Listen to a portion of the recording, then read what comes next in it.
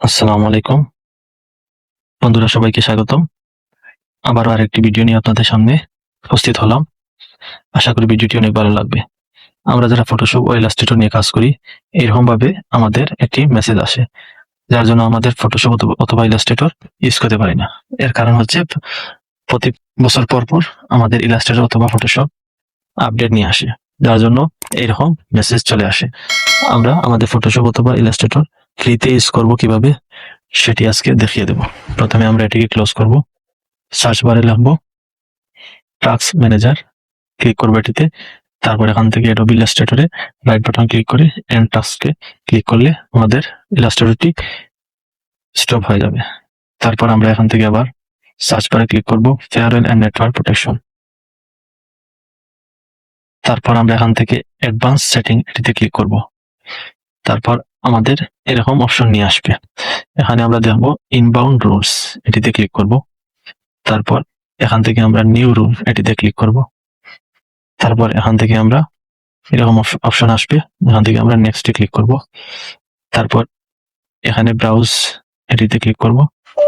তারপর আমরা যেখানে আমাদের ফটোশপটি অথবা ইলাস্ট্রেটর ফাইলটি রাখা আছে, আমরা সেই অপশনে চলে যাব। আমার যেহেতু লোকাল ডিস্ক সিতে আমাদের ইলাস্ট্রেটর ফাইলটি রাখা আছে। তারপর প্রোগ্রাম ফাইলে যাব, এখান থেকে অ্যাডোবিতে ক্লিক করব। তারপর অ্যাডোবি ইলাস্ট্রেটর এটিতে ক্লিক করব। তারপর ওপেন ক্লিক করব। তারপর এই আমাদের অ্যাডোবি ইলাস্ট্রেটর এটিতে ক্লিক করব, ওপেন ক্লিক করব। তারপর নেক্সট। তারপর এখানে আমরা যেহেতু ব্লক করে দিতে চাচ্ছি, ব্লক দ্য কানেকশন এটিতে ক্লিক করব। তারপর নেক্সটে ক্লিক করব, আবার নেক্সটে ক্লিক করব। আমরা একটু পিছনে চলে যাব, এখানে সবগুলা টিক মারতে হবে।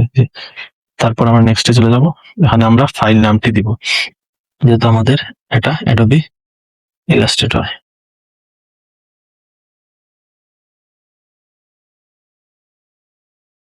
তারপর ফিনিশ।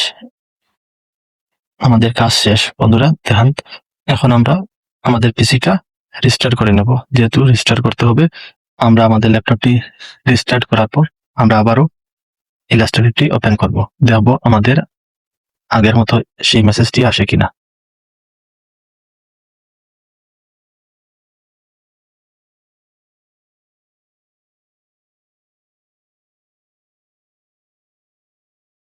দেখলেন তো বন্ধুরা, আমাদের প্রবলেমটি সলভ হয়েছে। এখন আর মেসেজ আসছে না। আশা করি ভিডিওটি ভালো লাগবে।